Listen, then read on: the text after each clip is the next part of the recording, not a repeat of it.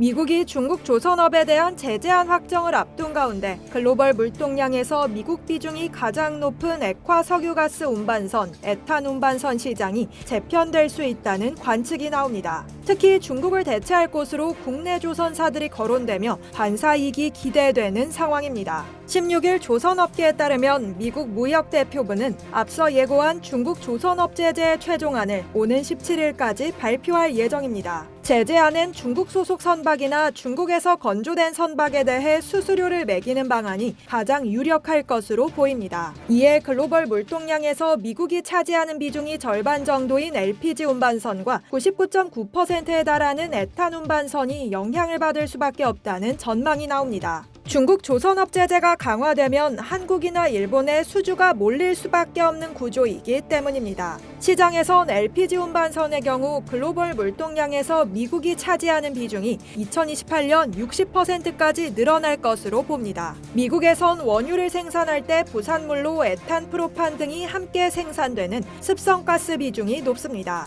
이에 LPG 생산량은 매년 증가하고 있습니다. 신규 수출 터미널 건설 프로젝트들도 함께 늘고 있습니다.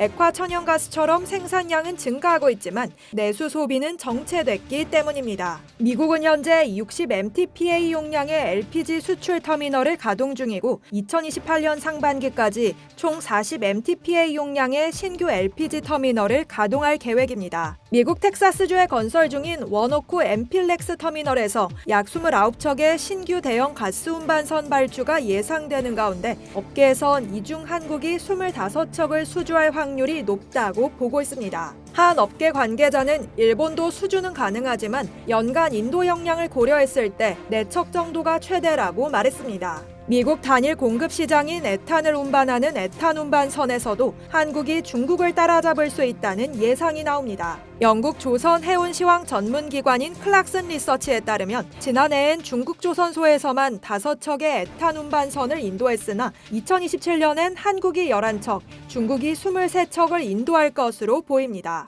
일본은 건조 이력이 없어 사실상 한국이 유일한 대안이기 때문입니다. 국내에선 가스선 인도 비중이 높은 HD 현대중공업에 대한 기대감이 큽니다. HD 현대중공업은 2027년 52척 중 가스선만 43척을 인도할 예정입니다. 탱크 조달 능력에서도 두각을 나타냅니다. 세진중공업을 탱크 기자재 협력사로 두고 있는데 이 회사의 LPG 탱크 제작 생산 능력은 올해 20척에서 2027년 30척까지 증가할 예정입니다. 경쟁사들은 연간 6척 정도입니다. 지난달엔 아시아 소재 선사로부터 4,588억 원 규모의 에탄 운반선 2척을 수주했습니다. 오지훈 IBK 투자증권 연구원은 미국의 조선업 제재로 신조 발주 시장이 한국과 일본과 중국으로 이분화되고 있다며 경쟁력이 높은 한국이 일본보다 더 큰 성장 기회를 누릴 것이라고 내다봤습니다. 그러면서 에탄 운반선은 한국 조선업의 독점 프리미엄으로 최고 수익성 선종인 LNG 운반선에 준하는 마진까지 수익성이 오를 것이라고 말했습니다. 이상 여의도튜브였습니다.